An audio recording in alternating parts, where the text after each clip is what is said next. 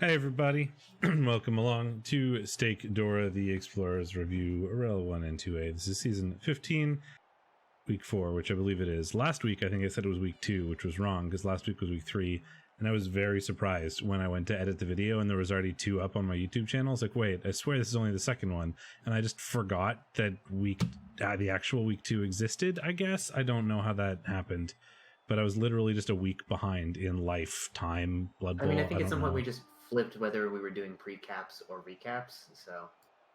Yeah, I think that's true, but I don't know. If I said week 2 last week, I was wrong. This is week 4. We're going to be watching a game, as per usual, and then looking at the results of REL 1 and 2A.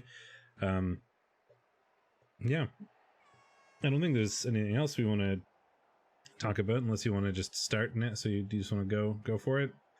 Let's just do it. We're going to watch Holing and Mongoose is Loose, Ordinary Elves, and Volcano. We predicted it separately, which is one of the reasons for us watching it. I predicted the Ordinary Elves, and you predicted Volcano?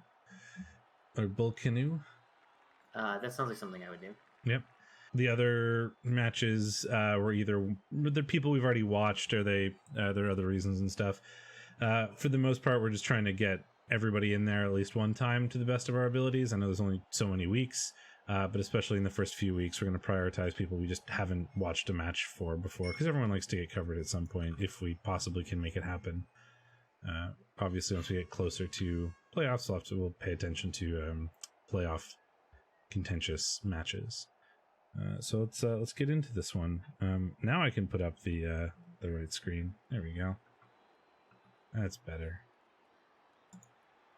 So we have the Ordinary Elves from Holing and Volcano. Mongoose is Loose. I think we had like a boatload of inducements for these elves, if I recall correctly. And I see an Eldril, and I see a wizard. But we can check that once we've actually started the match. Are you ready to go? Yeah. 3, 2, 1, play. So there is a wizard, there is a babe, there is an Eldril, and I think that's about it. Yeah, wizard, babe, Eldril is pretty much the ideal wood elf inducements for winning games. Yeah, it's like the right amount. Gives you a little bit of survivability. Less than that, and you're probably in a situation where you're too far down. More than that, you don't get Eldril and a babe and a wizard.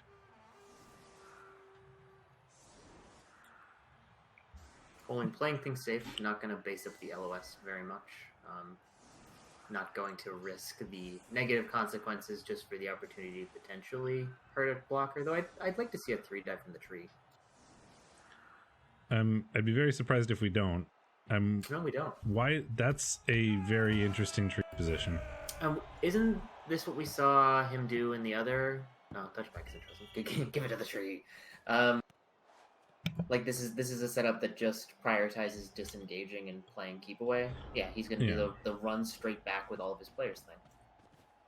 Wasn't that Holing that did it in the playoffs this year? I don't remember. I did not watch every playoff game.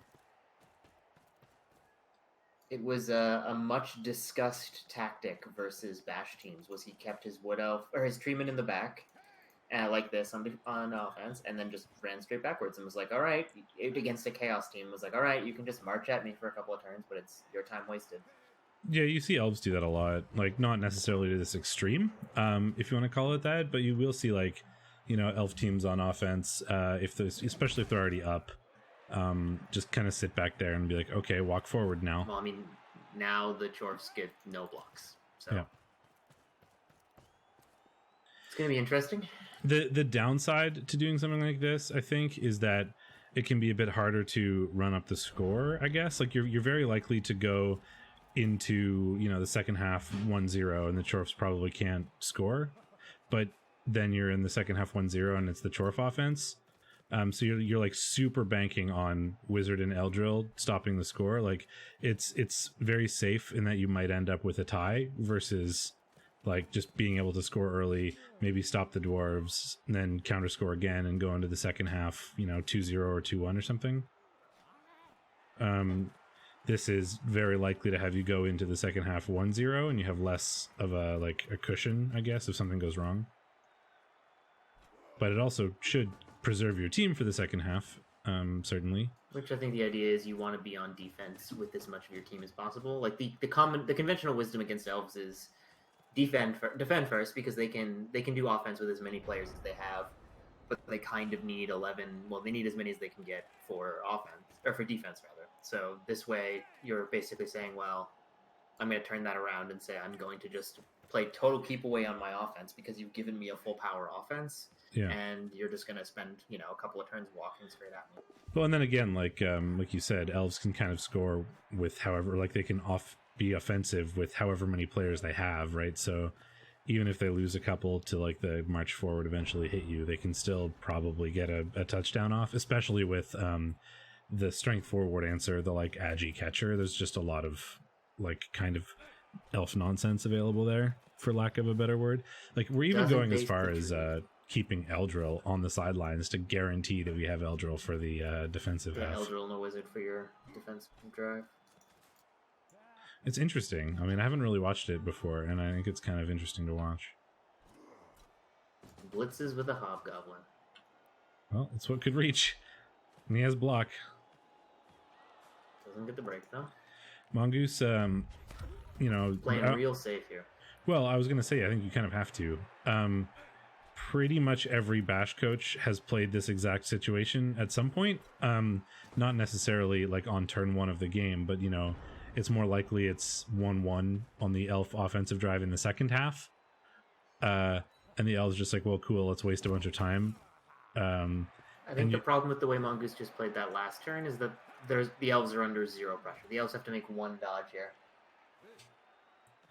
You have to it's surprisingly difficult to do this as a bash team, frankly, because you have to strike a good balance between pressure, like you say, being able to put players forward that can make the elves feel like they have to do something, and not overcommitting so that the elves can just run by you and then you're screwed, right? Like it's a weird balance. It's a weird balance. I think you should be basing up more of these linos because they're all loners. They're not going to be making safe blocks. It's worth or safe dodges. Yeah, or safe dodges. So no, I agree. Doesn't fall up there. Didn't need to. I honestly wouldn't have hated to follow up into a pile on there. Well, he's dead. You're ahead. But what else is new?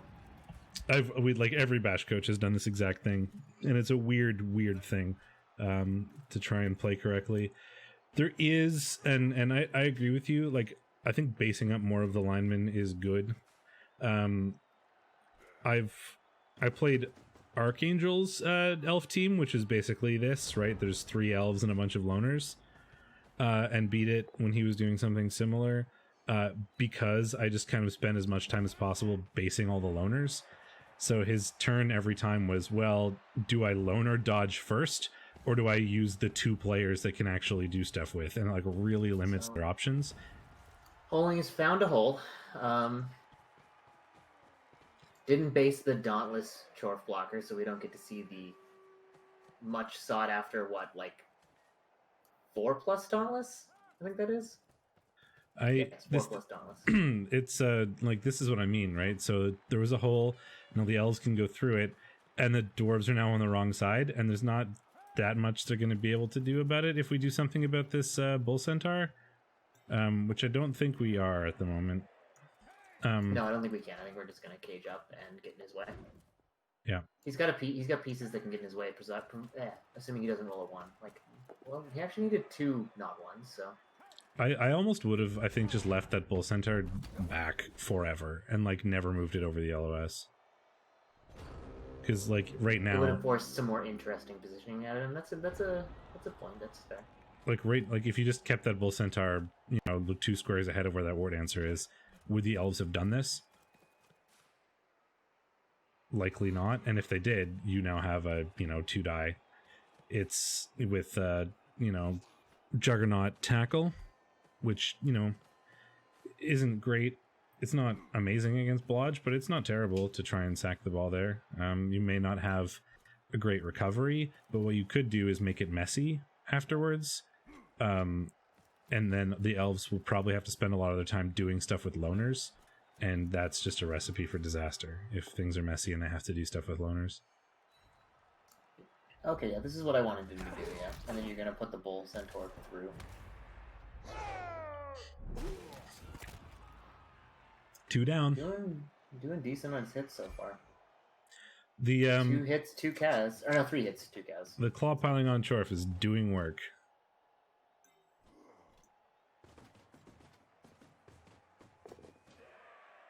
That bull does not really do anything. Yeah, I mean, it's getting in the way. It's taking away dodge. Well, I mean, I guess that's just true. Uphill the tree. I think that's a bash coach mistake right there. Just fucking uphill the tree, man. Oh, I would have uphilled the tree. Doesn't have block. I mean, I guess you're at, what, 25% to get the tree out of your face versus what? Yeah, but if you put him on the floor dodge? with like block, he's just there forever. I mean, I guess you're right. The Bull Center technically takes away dodge. Instead of it being a 3+2+ with dodge, it's just a 3+ Yeah, I don't like where you leap put and the then 2+ second dodge. one. I don't think that there was ever a chance. Ooh, nice to take root there. So the tree is out of the game. I don't like where you put the second Bull Centaur here. I don't think it does That's what I anything. meant by the Bull Centaur. Oh, okay. I think you meant the first bull. No, the first bull is important. The second bull is mostly irrelevant, other than it means that he, can't just run forward without having to roll a leap. He has to run sideways. But yeah, I don't think there was a world where he was gonna try to blitz the Bull Centaur off, and even if he did, having the other Bull Centaur as more of a screen would still be relevant in all cases where you didn't get a knockdown. Or even more of a safety, right? Like, imagine if that Bull Centaur was 3 squares further back right now. Wow. 3 for 4 on hits in terms of removals. Not bad. Yeah, I mean, the Chorps with Claw are doing, or, well, Claws are irrelevant, but the Chorps with Mighty Blow are doing work. So it's going to be, I think, impossible to stop this score now. What you probably want to do is try to force the score, and you force it by making sure there's pressure so that if the elves don't score, they don't think they can stay safe, / just, killing elves. Well, I mean, you also put strength 4 block tackle on the ball, like into the ball, pinning the ball to the sideline. Is what I'm trying to say. Except we don't. Oh, we don't have enough movement. We're going after the war dancer. We can't reach. Right, so we can't really stop the score. We just want to make the elves feel like they have to score now so that you can still try to 3-turn, which isn't impossible. But if they stall even 1 turn, it's pretty likely that you go into the next half down 1-0. So if this is a knockdown, you're probably considering stalling, but it's not a knockdown, so I don't know if stalling is something you're willing to do. You can basically screen off that bull from being relevant, I think. I mean, you could, but it's a little scary in that it might not... Like, right now, your touchdown is, a 2+. If you wait till next turn, you might have to roll more dice than that, even if you do screen off a little bit, because they could get more players in there. So it depends on how, risk-averse you're feeling, and given that, Holing seems to be the type of player that is playing the first half this way, he's a pretty risk-averse player. I mean, good thing he did, given the blocking dice and injury dice from Mongoose so far. It's very true. It is paying off that way. Gets the KO back, so the Babe does something, which means he's only down 1? Yeah, down 1, because he had a bench of 1. So now he's left the Chorfs only 3 turns to score, which is potentially an exploitable position. A Chorf 3-turn is not easy. It's not impossible. It's not easy, and it's definitely one that you have to be aggressive with, which means that Eldril and or a wizard could very easily stop it and potentially even turn it into a touchdown for the elves. Yeah, I think that's a fair assessment. Here, Rama said. It's just it forces the Chorfs have to be not that safe because they kind of have to go. Right, one turn to get the ball up to the LOS, 1 turn to get it into scoring range, 1 turn to score with. Right, this is kind of the progression you have to make with 3 turns in Chorfs.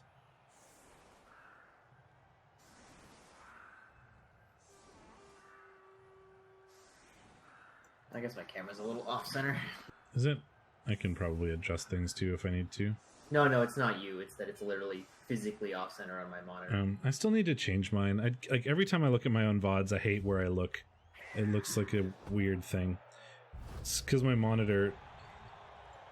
It's like the position of my monitor, the position of my webcam, and the fact that I tend to stare at like the bottom third of my screen when playing Blood Bowl instead of the whole screen. Because for some reason I like to center the players that I'm doing stuff at the bottom. I think it's just like a, you know, I think it's just like an organizational thing, right? Like I'm moving forward with my team, so I want to see as much of forward as I possibly can. So I tend to put all my players at the bottom of the screen like this, which means I stare at the bottom of the screen, so the camera looks down on me looking down, and it looks weird. You know, like I've overanalyzed this to death, but that's I think why this is happening. And I don't like how I look in the camera. Well, wow, we are firing on all cylinders. That's a strength busted catcher. Maybe so Mongoose can complain about some things in this game, but his injury dice are not one of them. There are now 2 strength 1 catchers on this team.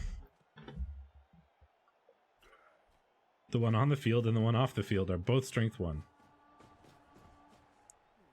6 on the pickup is the first obstacle we had to overcome here. I mean, that is a very fireable position. I don't know if you're gonna fireball it, but... Well, we don't.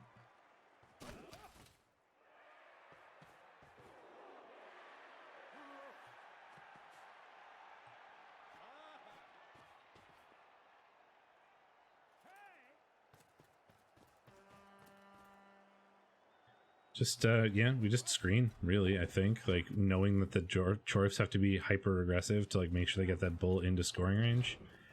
We screen, make it so they can't move as far forward as they like, or if they do move far forward, they're going to have to be on the sidelines and kind of in an awkward position. And then we can lightning bolt, we can leap, we can L-drill. Like, there's a lot that we can do here. I mean, given that we have the strength 4... Well, I mean, I see a glaring problem, which is that Holing does not have a scoring threat. So you're not going to be bolting this. No, but I don't think he was attempting to score here. He was just trying to stop the score. I mean, I think you should have a scoring threat. I think getting a scoring threat last turn should have been your number 1 concern. Yeah, you're probably right.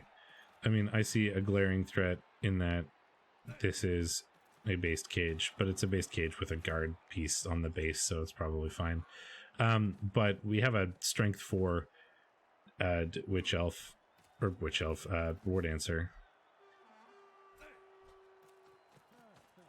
And Eldril, like we can hypnogaze the goblin, right? Or no, that is still not great because the bull centaur is there.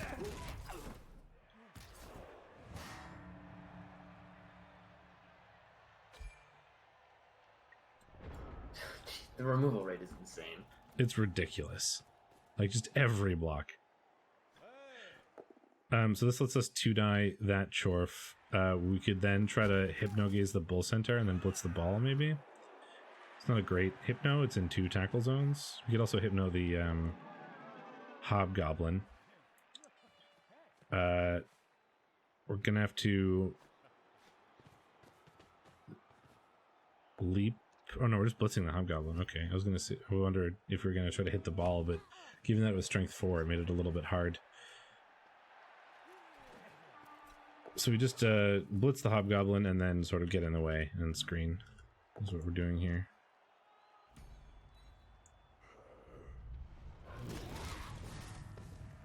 Our tree die works.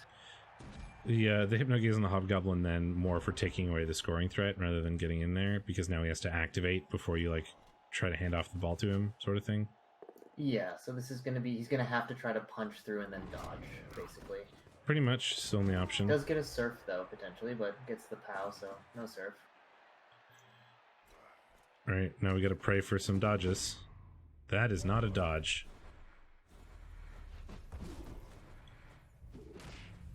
Did we just snake that? That was a snake. We went through this way, like this was a harder dodge, but we're strength 4, so it's basically made it so that you had a harder, it was a -2, so it was a 4+ into a 4+ instead of a Like 2 plus, 3 5 plus, 5 plus, or whatever. Well, 3 plus. No, then it was a 3 plus, 5 plus, 4 plus. Otherwise, there's one tackle zone. Yeah. So it's just the nature of how break tackle are working there, meaning that was the better path. Okay, so we are 1-0. We have Eldril, we have the wizard. We are running out of elves, but it turns out Eldril and a wizard can make things just awkward enough to maybe win this for the elves. And I think it's very unlikely that the elves lose at this point. Yeah, I mean, unless like this goes smashingly, literally, for the Chorfs, it's hard to see a loss here. I think it's yeah, from this position, it's very, I think as the bash coach, you're sort of like, well, a tie is a win for me at this point. A win is possible if things are really lucky, but we're probably aiming for a tie here. Whereas because the elves could still win this, right? If they have Eldril and a wizard, and they could make this 2-0 pretty easily.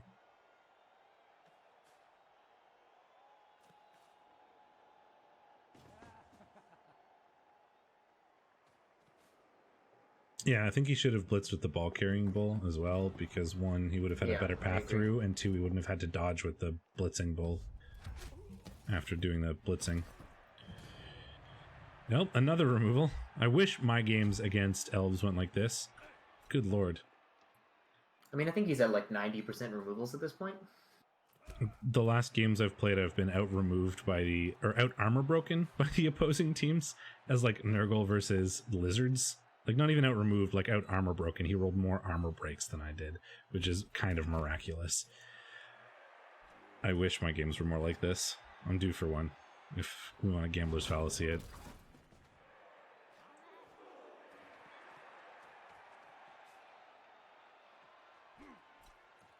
Alright, we're going for the War Dancer. We still have the 3 most important players protected. That is the 2 with stats and Eldril. Well, there's another one gone. Good God. Like, this is kind of what you mean by things going smashingly. Yep. I think a tie is now pretty well in sight for the Chorfs. Like, even if the elves, you know, they have Eldril, they have a wizard, they just don't have the players to pick up the ball afterwards anymore, almost. Like, there's just very few elves that are capable of getting things done here.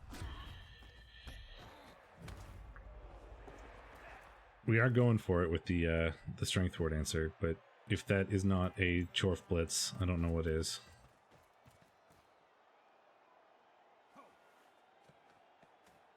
I mean, it wasn't the lack of claw, it was the terrible dice in that game, frankly. The lizard team had like 2 block on the whole team, and it didn't matter. The block dice and the armor dice were both pretty terrible. There's another armor break, this time on a failed dodge.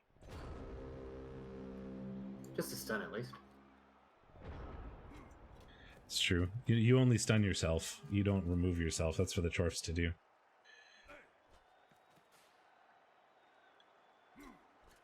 I mean, the claw piling on Mighty Blow Chorf can just 3-die that catcher for free. Given that it's strength 1. But we have to be real careful. Like, if we fail this pickup here, that War Dancer could just get the ball and then we're sad. Like, is the War Dancer in scoring range?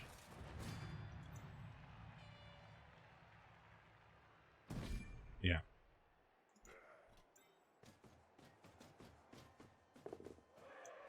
So we have to be real careful about this pickup.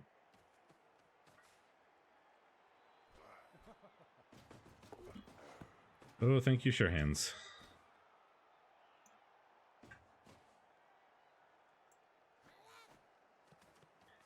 This Hobgoblin implies to me that we're aiming for the win, though. Makes sense. Weird little dance he did. Rates, I would push for the win here. Yeah, and given that he has the scoring threat, yeah. There's the lightning bolt. Ooh, Marnak fast legs. That's a real problem, given that that's the only sure hands on the team and there's a strength 4 strip ball. Yeah, joining the subs are not going to save you here, I don't think. No. Hypnogaze works, that means the ball pickup is quite easy after this blitz. Yep. Or not. There we go, that's better. And leave, look, elves. Oh. That, I don't know if you GFI there. What is the GF? Was he trying to GFI onto the sidelines, maybe? I don't know how much that GFI actually helps. You're still just in range of most things. Instant double skull on Eldril. I don't know if what that GFI was trying to accomplish, and given that you've already used your reroll, that was kind of scary. Yeah, I don't think it really did anything either. I guess it put you out of Chorf range, but not... No, it did put you out of Chorf range. It puts you out of tackle range, I guess, but not out of, like, 3-die range.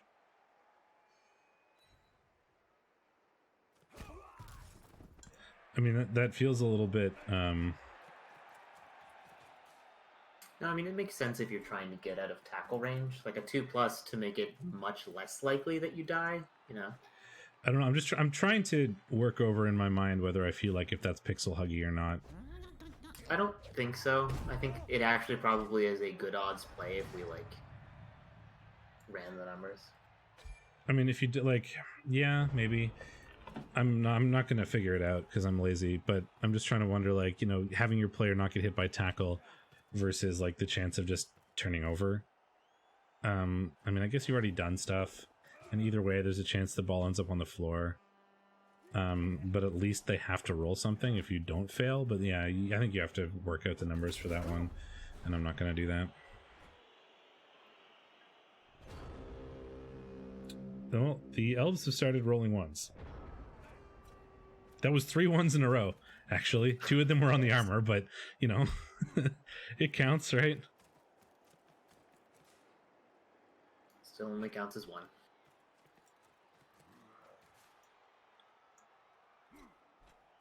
Are you a dwarf now? I think I've always been one. You're definitely a lot more elfin.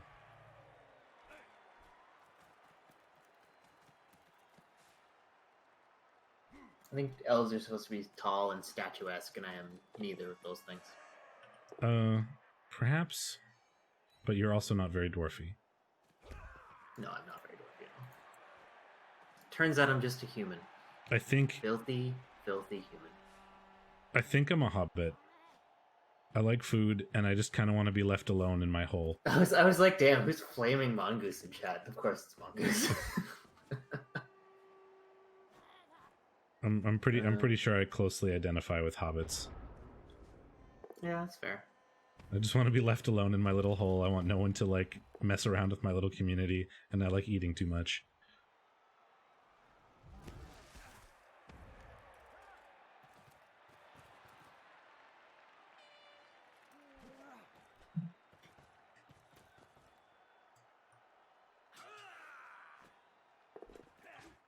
Well, we have Eldril, a tree, and 2 loners. 3 loners. But then again, frankly, I think the elves are just, like, I have a babe, half my team is KO'd.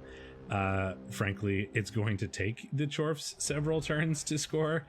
Either there are 2 options here as the elves. Either you tie, or the Chorfs go for the win, and then you can probably still win because you have Eldril and most of your players. If most of your players come back, you could still win. If they don't, you probably still tie. So I think at this point the game is just run away the players you care about, which is, I mean, Eldril, I guess, just in case. And then there you go.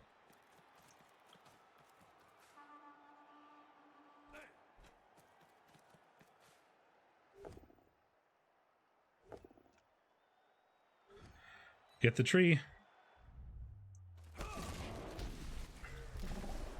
Another armor break. Piling on. Tree's okay.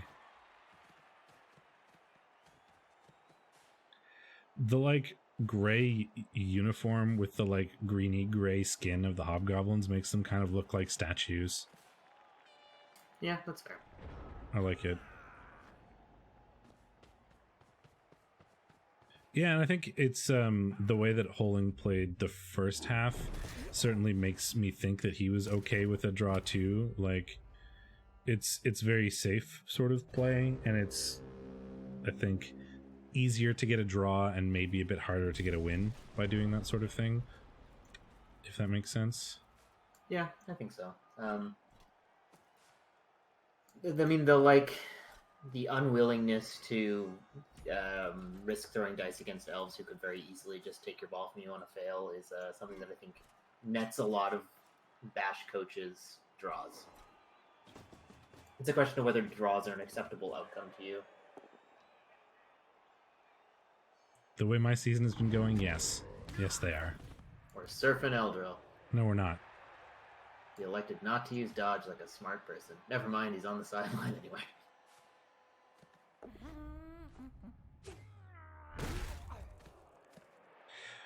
Yeah, if he didn't fail that, like GFI, for example, this could very easily have been 2-0.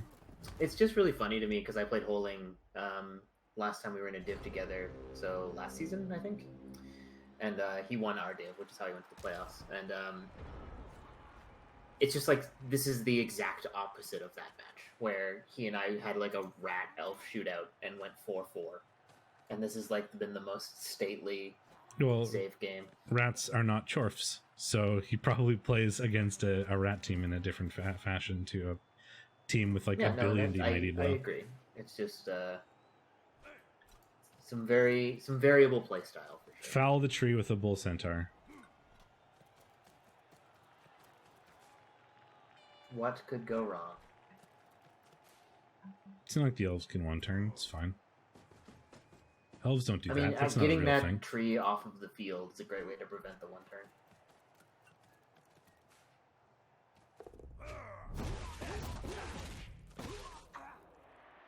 The chore fouling animation is fun.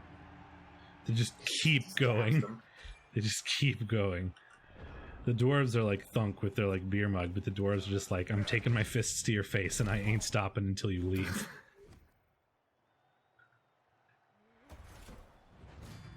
Dong. There's another one out. There are now one tree and one elf on the field. I mean, yeah, he had to roll some loner dice, but it wasn't like he did crazy shit. He just rolled a handful of 2+. I think, like... Yeah, loner doesn't make the dodge harder, it makes the reroll harder. Yeah, I think all things considered, this went mostly in your favor. Like, it's hard to argue that the injury dice didn't favor you. Certainly. I think I would look at the first half and see like what you could have done, maybe to put on more pressure, play a little safer. I think you did make it a bit too easy for him to get behind you, and once he was behind you, there was no alternative threats. Well, there's 6 of them in a turn. Six 2+ is only, you'd only expect one of them to fail, and that's if things are going perfectly average, which, you know, variance is a thing.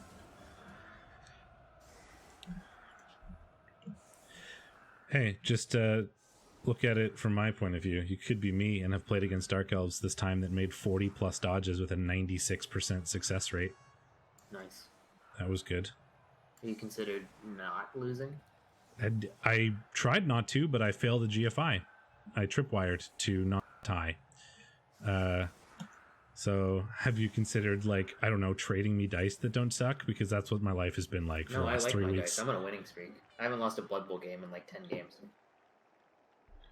Actually, I've only won Blood Bowl games in like my last 10. I haven't, like, I've won like a game in Imperium in my last 10 games. It's been a nightmare for me. And like, it's hard to argue. I mean, you can certainly argue that I've made mistakes because I play like an idiot most of the time. I have watched you play Imperium in particular. Imperium, I especially don't care. But I think it's pretty hard to argue that in like 80% of those games, I didn't get really unlucky. Like just looking at dice logs. Yeah, I mean, like you're bad, but you're not like 10% coach bad. I believe in you, buddy. Don't worry.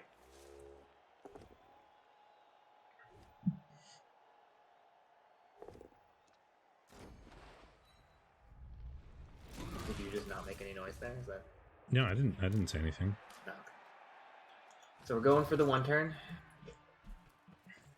Taking out a blocker on the way. Or no, just a hobgoblin. Bonk. Stand firm. Stand firm. Does this make this tricky? Stand firm.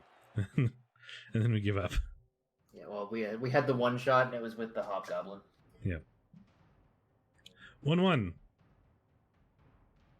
18 armor breaks is kind of nuts on the amount of blocks there were. Certainly 24 blocks into 18 armor breaks is kind of crazy. No, 1-1. We predicted oppositely there. I think you predicted Volcano and I predicted the Ordinary Elves, so none of us get a result. Let's drop What out was of... the elf? What was the elf armor like? Oh, you already gone. no, I'm not gone. Their armor was 54%. I don't really understand how to read this page because it never makes sense. But No, that's right. You're reading it right. That's like the number. You roll your own armor in Blood Bowl 2? Which you shouldn't. Yeah, I think in tabletop you your opponent rolls your armor because they're trying to break you.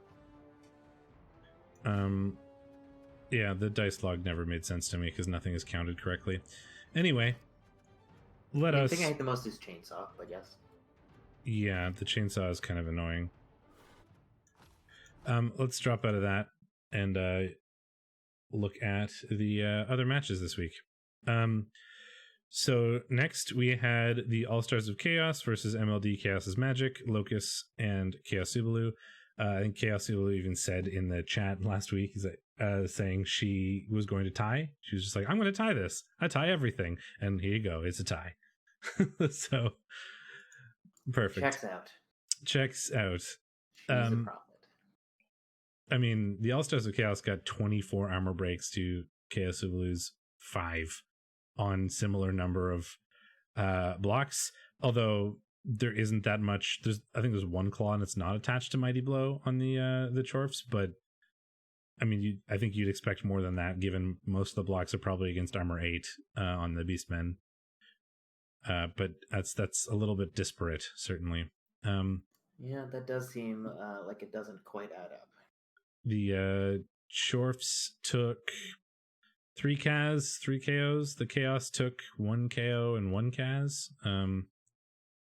None of the Kazs really mattered. There's a dead Hobgoblin, which is a little bit sad. But you know, that's what they're for. What's even more sad is that Hethark the Unstoppable was both induced and 8 MVP and got a TD and leveled.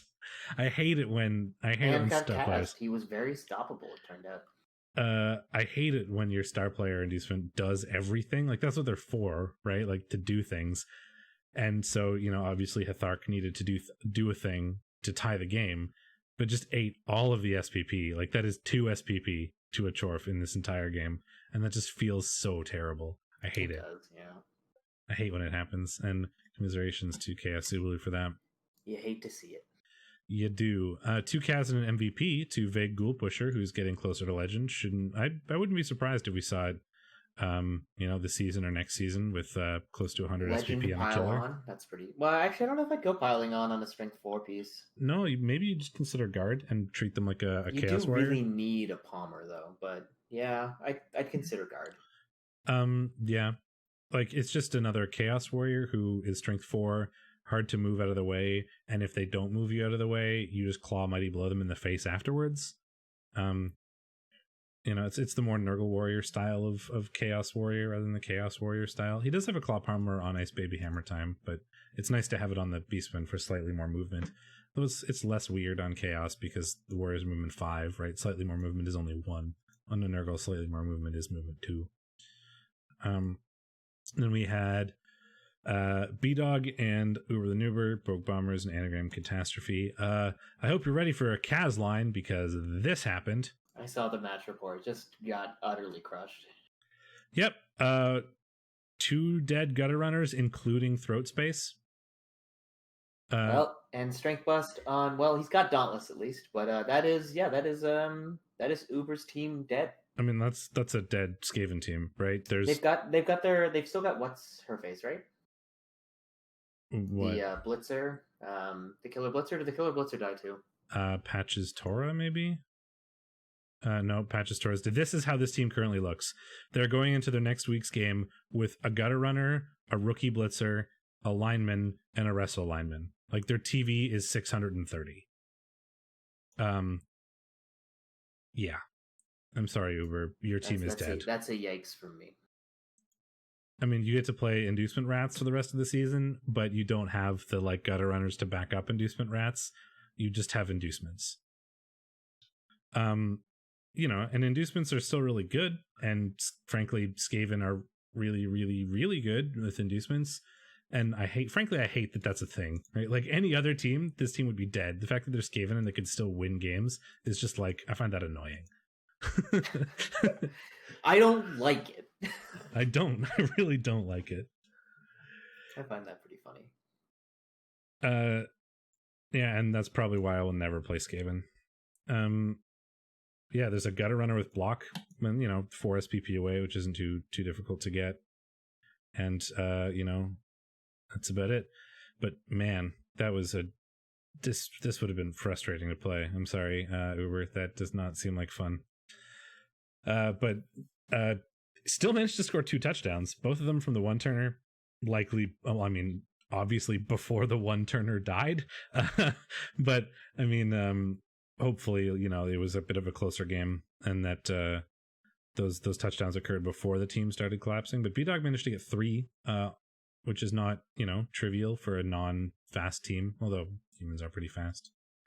It's true. Like, Skaven can bounce back from these sort of crushing defeats and also don't need a team to be good. So, yeah. It is one of the reasons you play them. They have excellent inducements. And they're not bloaty like Kislev. Kislev actually have pretty good inducements, too. But because they're so bloaty, they just don't usually get to use them. I mean, I think you could play and do reasonably well for an entire season with Skaven with 1 gutter runner, a team of loners, and inducements. Yeah. Like, that's usually what Fed does. Yeah, no, but I hate that. I really hate it. I hate it so much. Why? It's fun. No, it's not. Not for me. You should consider having fun. I hate fun. I thought you liked fun. I thought that was your thing.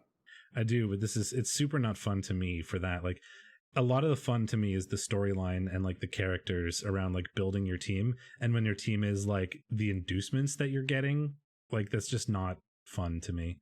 But I understand. Like, I've if I could just like manage Blood Bowl and not play Blood Bowl, I'd probably be pretty happy, frankly, because like I like the storylines and leveling players and like the RPG sort of elements of it, but I don't really care very much about the actual game, if that makes sense.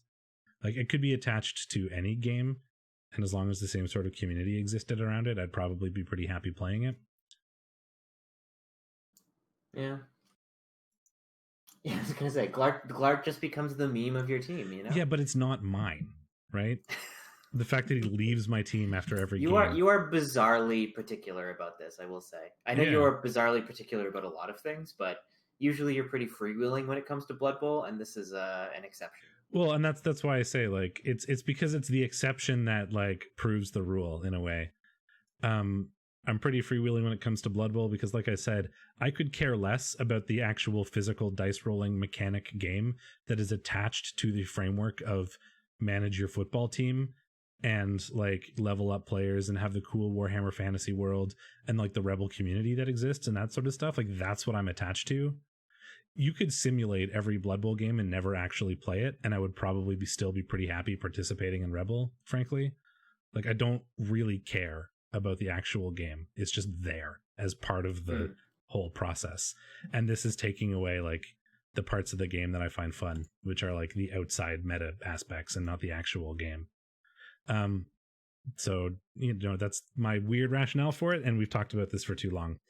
We have. Yeah. But B-Dog won. 2 of the touchdowns are on the catcher. One of them is on the blitzer to level him, which is nice. That's the new blitzer that we've had to replace, given we had one of the highly skilled ones die. I really like this team. Fun fact, for those of you who watched the RPG thing, Fudge was the inspiration for Onions. Fudge was the original name of the ogre that I was going to play, because I just wanted an ogre named after food, and Fudge seemed like it was what I was thinking of, but I didn't want to directly copy Fudge. And then sort of was I asked my girlfriend basically, like, I need a food that sounds dumb that isn't fudge, and onions was like the first thing that came out. So there you go. That's where onions come from. It's Emily that did it. That's funny. The name anyway. The character like design and the storyline was all me, but the name was Emily. Very, very not surprising. Onions! Yes, she shouted onions. Anyway, Superfed and Cullen, 4-0 is a thing. Slightly less death here for the Rats. 2 touchdowns on Marley Brinks and 2 on Carter Cruz to get the 4. There's an armor bust and a movement bust on some line rats, but who cares? Some badly hurts. Dead Beastman. At least it's just a rookie. And a leveled warrior is nice. It's always nice to get a leveled warrior as like a chaos. Apparently the first half was nuts, and the second half was tilt from the first half. I guess that makes sense, especially if all 4 of those touchdowns, or like 3 of them or something, came in the second half. 33 blocks, 9 blocks. That kind of makes a lot of sense. 5 Kaz and 6 KOs suffered by the Skaven. The Chaos suffered 2 Kaz, despite only taking 9 blocks, which is kind of funny. two armor breaks into 2 Kaz, just bonk. Oh man, that would tilt. Yep. 4-0 is quite a scoreline, racking up those touchdown differentials. It's important before he starts losing. Barbecue's Pit Crew and Skirgle, Barbecue Gamer, and Stacy 0-0. 45 to 35 blocks. 3 KOs, 5 Kaz, 1 KO, 3 Kazes. The 5 Kaz were on Skirgle. Yeah, but none of them got better. Right. I heard about that. You guys just failed at each other aggressively, and then eventually the Rats were like, "Oh, right, I'm Rats," and then they stopped. I mean, this is a fairly typical, like, sort of bash team game, except you'd expect it to end 1-1 instead of 1-0. Or 0-0, I mean. Like, you know, they punch each other to death on their drive. One of them did a lot better job of punching the other to death. Yeah, but 3 of those were just Rodder, or only 2 of them were Rodders. 3 of them were Pestigores. Ouch. All badly hurts, though, but man, that probably explains why the Nurgle didn't score, because now you have 1 player capable of doing anything with the ball. He was talking about the previous game, the Cullen Superfed game. Oh yeah, I was talking about the other one. Kill the Chorf turn 3. Oh, and St. Louis Ribs getting a badly hurt, and if that was very early, that would make a pretty big difference, because that's the main killer for the Chorfs. Oh, Baked Beans is MNG'd. He's a good one. He's a good one. Leveled Rodder, annoying. Yeah, all the Pestigores going out is certainly the issue. There is the Nurgle, and potentially you've identified the problem. Yeah, not having players capable of doing things with the ball. Not having any movement 6, and barely any reliable AG3. Yeah, that'll do it. Yeah, like given the Kaz line, I think it is probably. I think Stacy would probably be happy with the fact that it was a draw, and it maybe should have been a win for Barbecue Gamer. I don't know if happy is how I would describe Stacy, but yeah, I understand the sentiment. Yeah, I mean, what was expected, or like a positive outcome. Luminous and Stouticus. This would have been kind of interesting to see, I think, but we watched Luminous the first week, and I didn't want to jump onto that train already again. Yeah, I think I did literally the exact same thing when I played Barbecue Gamer last season. That's exactly how we tied, or I won. I don't remember the outcome. But the exact same thing, where there was some weird positioning on the half of the Chorfs, and then you kind of scoop up the ball and just throw it into their end zone and, like, you know, punt it or whatever. I did the exact same thing against him, although it was multiple punts, because I punted it, chased it, and then punted it again. Because just eternal yeets. Well, it's like one of the only real players I had left at that point was my like Agi 4 2 heads Pestigore. So it was just like dodge, pick up the ball, punt, run, run, dodge, pick up the ball, punt, run. just keep abusing that agi. It's very funny. So 2-1 for Luminous. 34 blocks versus 49 blocks. Luminous suffered 5 KOs and 5 Kaz. 2 dead thralls. Looks like one of them got better or was appoed on a vamp. Stouticus taking 1 Kaz, 2 KOs. Yeah, this is basically how I expected this game to go. Lumi is really, really good against bash teams, in particular against Nurgle, I find. Like, sure, you can put Stink on vampires, and that makes a difference because they're pretty slow, but it's so easy for them to take your ball, and Nurgle just can't win games when enemy teams can easily take your ball. It's just not... Yeah. Like, recovering from being sacked is so hard when you're Nurgle. It just doesn't work out. Yeah, Nurgle kind of need everything to sort of just go their way and then stay exactly the way they want things to go. And if they're ever on the back foot, like if things ever become you are responding to what the other team is doing, rather like on your own offense, on defense, obviously you have to respond to what they're doing. But on offense, if you're responding to what they're doing rather than like just your plan working, you're probably losing as Nurgle, frankly. I think that makes sense. Yeah. 2 dead thralls, but who cares? I like Waffle, who's got Wrestle, Tackle, Mighty Blow as a thrall. 2 TDs from Kim Jong-uni, who's trying to get that level for another pro, perhaps, or maybe Sidestep. Looks like Lumi tends to take Sidestep over pro on those Blodge Vamps. Boris Johnson also needs a level 2, but he'll get there. MVP on a Nurgle Warrior is normally good, but that's the legend, so oof. But even Flan has hit legend, everybody. We have a second legend Nurgle Warrior on this team. I believe it is Stand Firm. Also a level on Tart Shape Box is nice, which is Claw, I would imagine.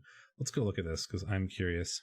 Even Flan is Stand Firm. Yeah, this is how you build a Nurgle Warrior who doesn't roll doubles. Block, guard, tackle, Mighty Blow, Claw, Stand Firm in some order, where Stand Firm is not in the first 2.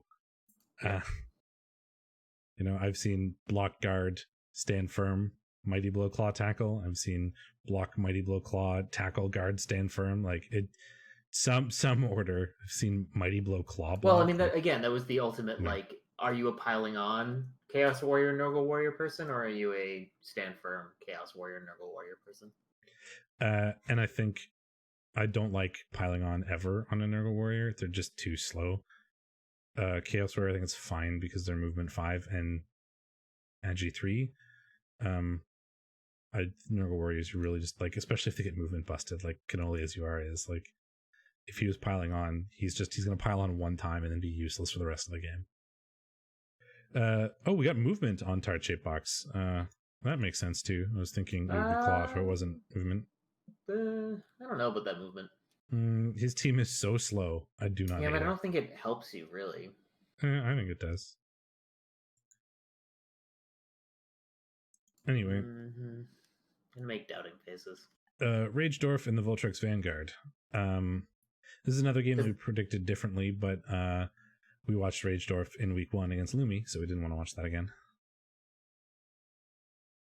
Sorry, were you going to say something? Ragedorf has not had a great couple of games. I watched some of this, and it was certainly a cavalcade of failure for a while, and then the Elves eventually got the ball to pop out after, I think, Unseen Walker just kept dub sculling and like not getting any knockdowns on the blocks he needed to clear up the ball.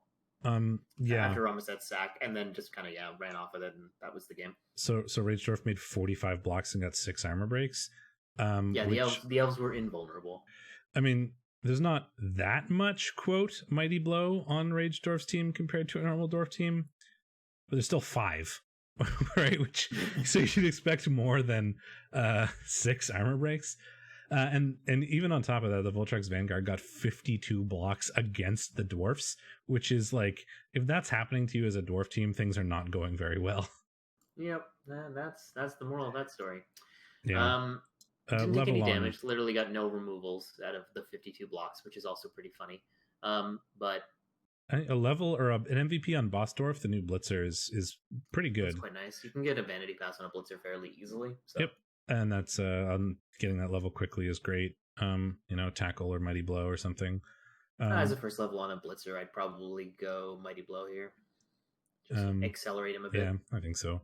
It's weird taking tackle on a blitzer because most of your team is tackle, but it turns out movement 5 over movement 4 makes a huge difference for being able to given sack that stuff. Both Swiftdorf and Hellsdorf have tackle, I wouldn't prioritize tackle. I think that having movement 6 tackle is super important on dwarves, and I think that that's something we have to tell rookies all the time. Is no, you want someone to be able to move slightly fast and hit blodge pieces. But it turns out movement 6 parked dead in the middle of the pitch can reach any square in your half in 2 GFIs, and movement 4 can't. So yes, that's the big difference. You just have to have 2 of them, Ben. 2 safety dwarfs. That's the key. Yeah, and I think on a normal, an early dwarf team, if this happened, you'd consider tackle. But yeah, you're right. Given that he already has 2, I think that's just going to be Mighty Blow, guard, stand firm. Even early on, I would just take Mighty Blow. Yeah, but if this was a team that didn't have anything, no Hellsdorf or no Swiftdorf, I think I would go Mighty Blow tackle as my skill progression.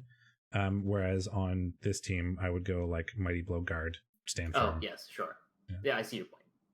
I thought you were advocating tackle first skill as a dwarf blitzer up, and I'm that's definitely wrong. I don't think so. I mean, if this was a first season dwarf team and it didn't have any levels anywhere, you'd probably want tackle early on in the progression. I'm picking up what you're putting down.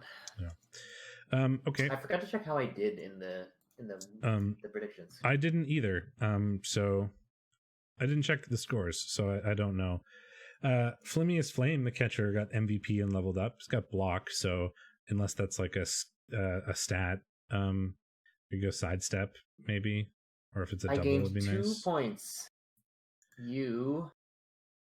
think you did a bit better. Yeah, sidestep was the choice, so I was right. 6 points. Crushed it. Damn. Okay, so after that, those weeks or those matches, here is what the leaderboard looks like. Superfed in first. But tied with Ramaset and Mongoose. So that 4-0 win actually putting him in first. Speaking of touchdown differential, if that was 2-0, he'd be tied for first. So 2-1-0 for Superfed, Ramaset, and Mongoose. Chaos Subalu, Luminous, and Barbecue Gamer are tied for second with 1-2-0 records. And then B-Dog and Holing are tied for third with 1-1-1 records. It's still early in the season, so there's not much breakup here, but those are the top 3 so far. Unfortunately, beyond that, there are teams that haven't gotten a win yet, which is a little bit sad. But there's lots of time left in the season, so maybe that'll change. Predictions.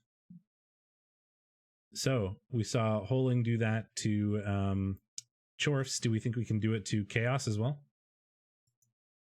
On Cullen's Rubbo Nuffle? I mean, I don't think Cullen's record against Agi is great so far. Had a bad game last time. Might be a little pre-tilted against Agi 4. Also only has 2 tackle, one of which is on a warrior, and is the only one attached to Mighty Blow. So not a great anti-elf team. No. You're expressing all the exact reasons why I've already predicted elves. Yeah, that's a good call, I think. I think that Holing will do a lot better, especially in a game where he isn't immediately removed from the pitch. Did you just predict ordinary elves for me on my square? I did, because I had the wrong screen open. I thought it was my tab. Get the fuck out of here. I thought it was my tab, I'm sorry.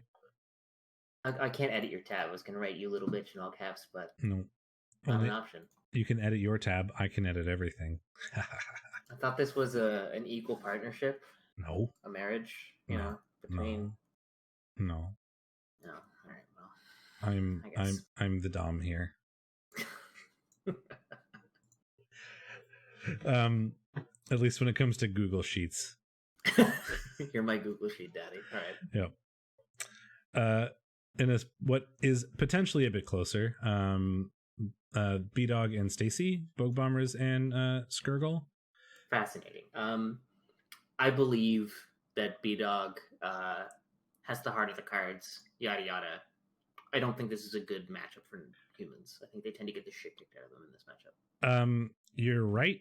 Plus, his thrower is out, which is kind of the way he could sort of cancel some of that by he's got a really good thrower and a really good catcher, and you could kind of do sort of 2-turny shenanigans. that way, but he just doesn't have the thrower for this matchup. Yeah, you go for it. I mean, I'm pretty sure that'll never come back to haunt me ever. I mean, it's my soundbite, so I think you'll be fine. Yeah, that's but fair. you know, I'm not really not terribly concerned. I run around declaring that you're my husband most of the time, so I don't think being that aspect of my public image is not something I'm terribly concerned with. So there's also there's the inducement game though. His thrower can pass. I mean, if his thrower is passing instinct, something has gone terribly wrong. But the catcher certainly can't catch very well instinct. Yeah, and his thrower doesn't exist for your game, which kind of makes that. Yeah, so like I think that one of the reasons, there are a couple of reasons that humans do poorly in the Nurgle matchup. The first is that they can't like get the miracle kind of bash momentum going unless they would remove some rotters, like regen. Foul appearance just makes it very hard for them in general.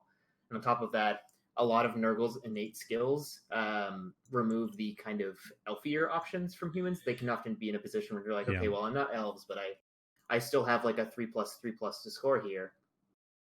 And it's between stink, tentacles, that sort of thing, like you make it a lot harder for humans to lean on that. Yeah, like they're slightly slower than elves, so the tentacles is slightly better. They have less agi than elves, so the stink makes more of a difference because you're going from like a 3+ to a 4+ catch instead of a 2+ to a 3+ catch.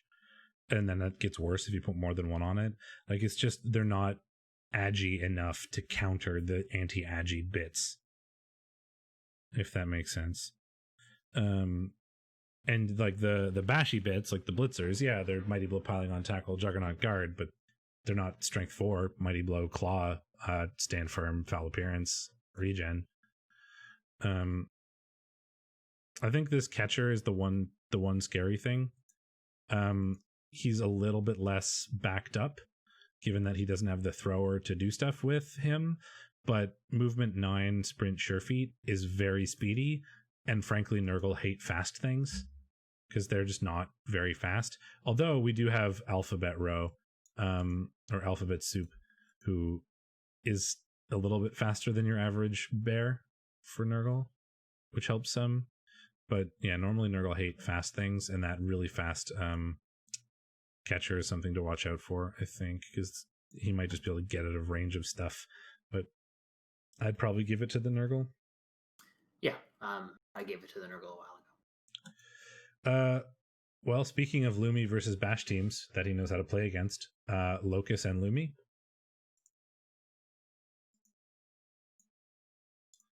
Locus is 2200, really 21 like 80 or whatever, 2270. I can see a world where Lumi loses this game, unless like he gets utterly diced.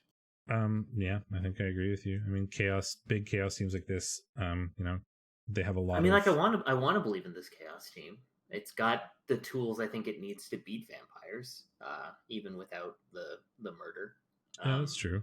There are 2 Strength 4 Beastmen, which is Strength 5 Blitzes, which makes a huge difference against Strength 4 Vamps. But Lumi is very good at playing against this type of team, and when you have 2 teams that are similar in value, and one of them has all of their TV on the important players, vampires, and one of them has TV spread out everywhere, chaos, because chaos players are expensive. Like the vampires have a little bit of an edge that way, I think. The vamps are only going to have a bench of 2, which is pretty lean for vampires. He can increase that. He's going to get 200K.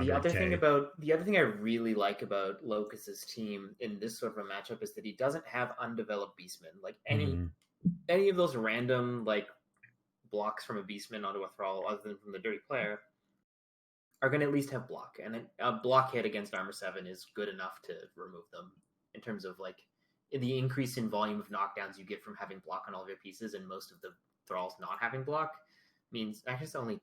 Well, there's 2 aspects to it. There's one, like sometimes you'll get random removals, but 2, if like at any given point half the thralls are on the ground, Lumi is either going to need to say, well, I can only move to these places, or I need to dedicate my rerolls to Bloodlusts, and if you Bloodlust, then you go through your resources way faster.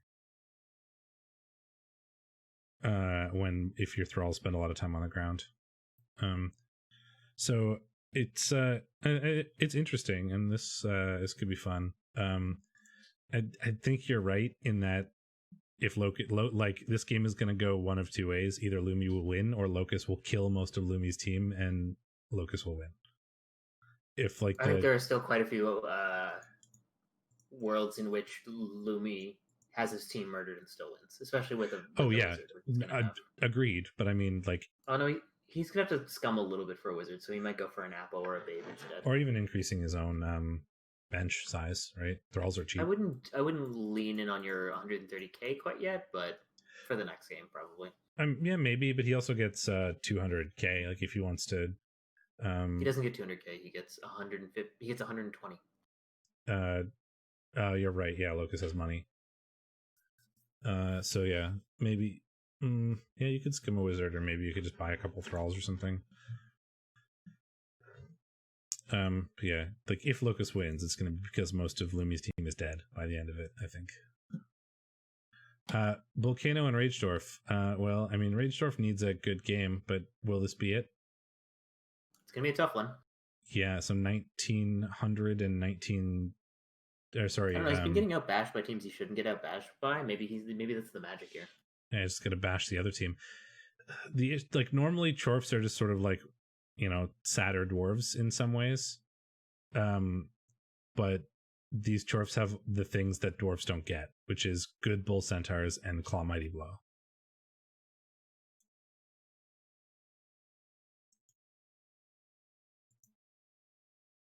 Unseen Walker is back to a full team. Now he's got 1, 2, 3, 4. He only has 2 armor 7 dwarfs. They're both troll slayers. I mean, he's going to be pretty heavily favored in the bash game. Well, not really. Is he? No. 5 guard or 6 guard? It's true that troll slayer eats bull centaurs for breakfast. 6 guard versus 6 guard? It's hard to vote against the team that has Claw Mighty Blow in that scenario. Yeah, kind of.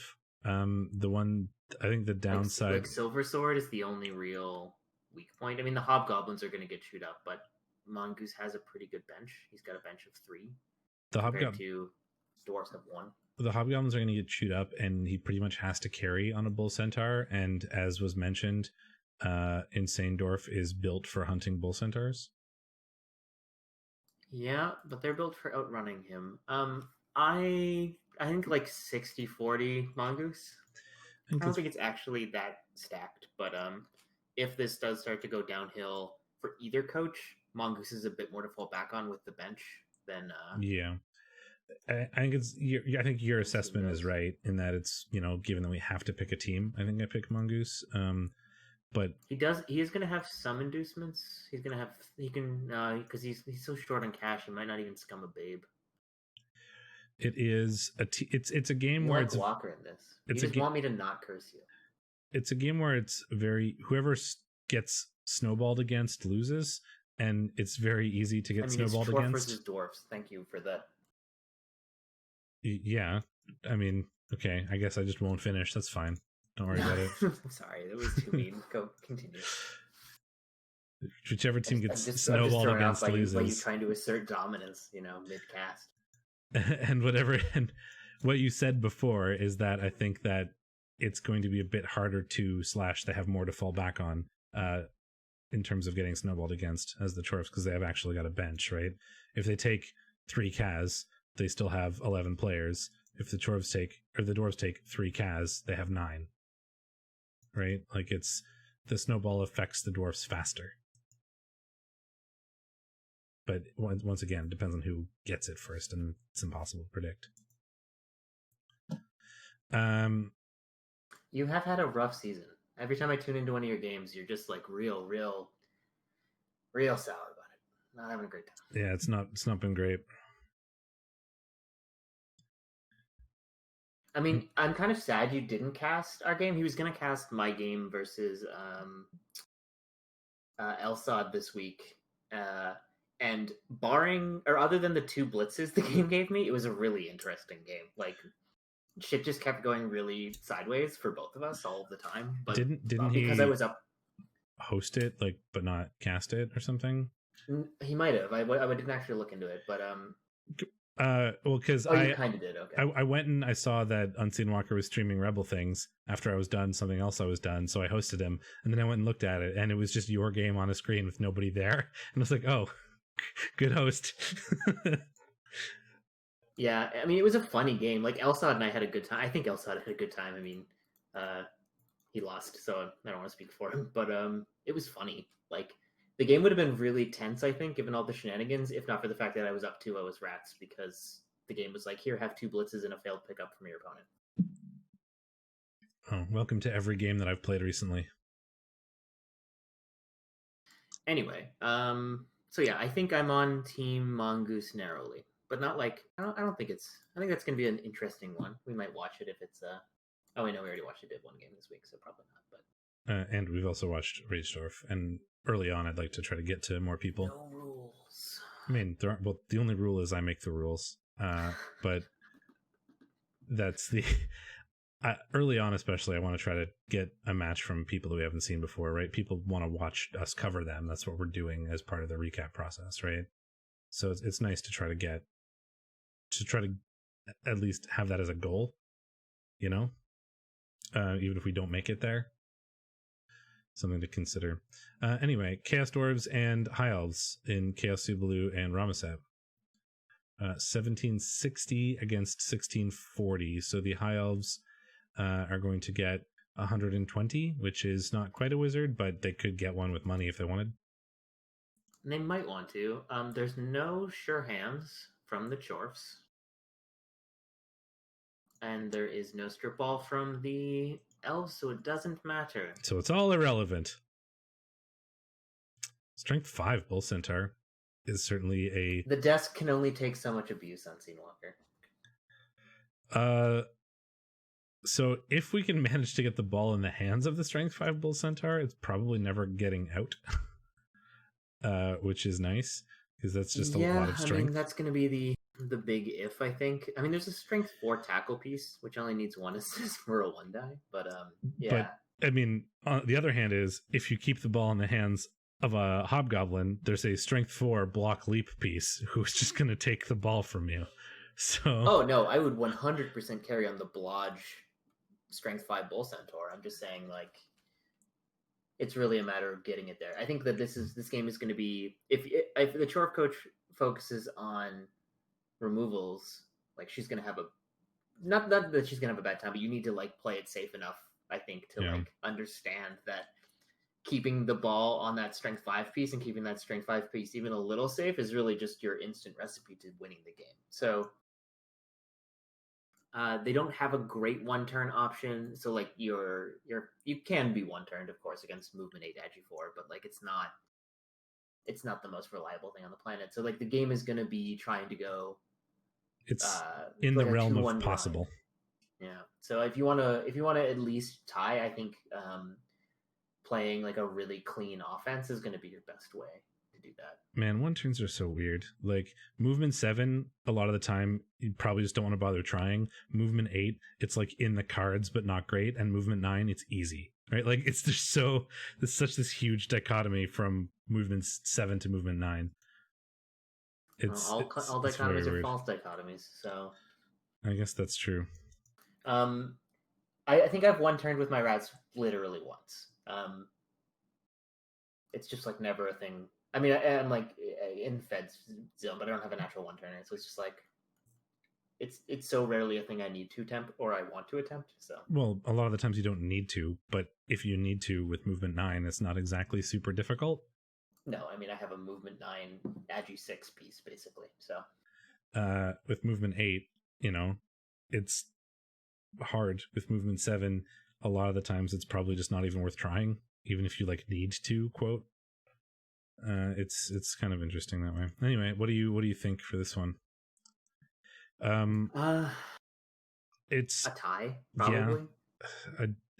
If I was being smart and trying to play the game, I think I just wouldn't predict anything here.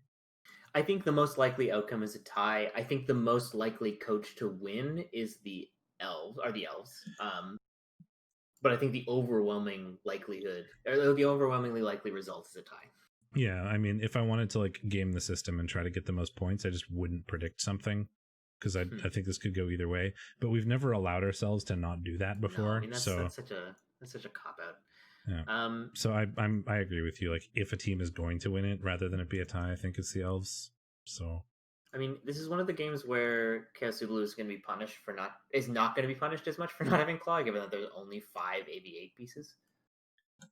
I also like Rema, I think, narrowly, so I'm going to pick Rema. That's what I did. So 980 Skaven or 1980 Nurgle? Oh God! Do you want the Skaven with 1,000, like literally 1,000 TV and inducements? 980 versus 1980. Although this is the team, like I kind of feel like I have to watch this game though. I mean, Superfed, what do you even take with 1,000? I mean, you take both gutters, I assume. You take Glart. That's like 600-700k there. Given that, I mean, to be fair, if you were going to play a rat team with like that many inducements against any like 2,000 TV team, you'd probably pick a slow one like Nurgle. Like, this is where the inducements do the most work, frankly, is against a team like this, where it's both slow Nurgle and an extra slow Nurgle team, because they're all movement, like 2 movement 3s, 1 movement 5. 2 Babes, Apple, Wiz, Glart, and Gutters. Yeah, I think like you can get pretty close to that. I don't think you can get all of it. God. I think Glart and the Gutters is like 500,000-600,000. I mean, it's got to be like 600k. Because Glart himself is 220, I think. And I know one of the Gutters is cheap, but one of them's pretty expensive. There's a handy thing called REBBL.net that'll tell us this. Does REBBL.net have that? Yeah, Glart is 210. 210. Skitter is 160, and Hackflem is 200. So 410. Okay, so that's not too bad actually. So it's 210, 200, 570 for the 2 Gutters in Glart. Oh man, I was so close. So then a wizard 570, and then you have actually 1,000. Yeah, actually so 1,000. 420 left. Minus a wizard leaves you 270. Fed is kicking off with BBQ now. Okay.